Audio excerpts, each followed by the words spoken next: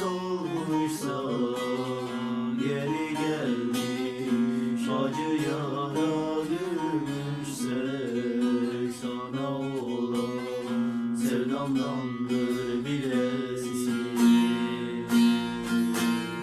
Yeri gelmiş ayrılığa gülmüşsek sana olan sevdamdandır bilesin.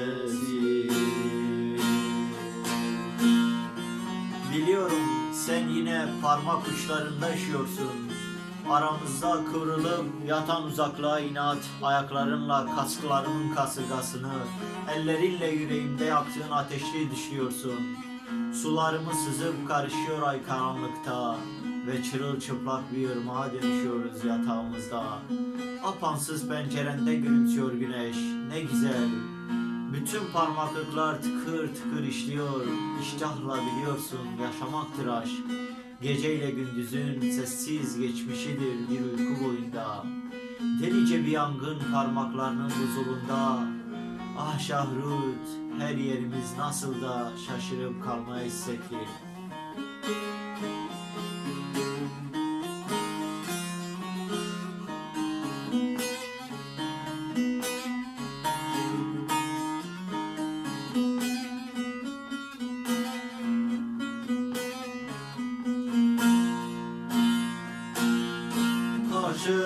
Karşılıksız sevebilmekse sevda, gerçek seven küle dönmüş her çağda. Elim oğlum bağlanmışsa kıyında, sana olan sevdamdandır bilesin. Elim oğlum bağlanmışsa kıyında, sana olan sevdamdandır bilesin.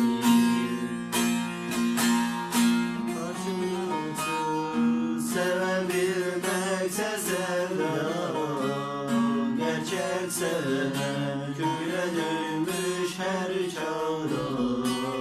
Elim oğlum bağlanmışsa kıyında, sana olan sevdamdandır bilesin.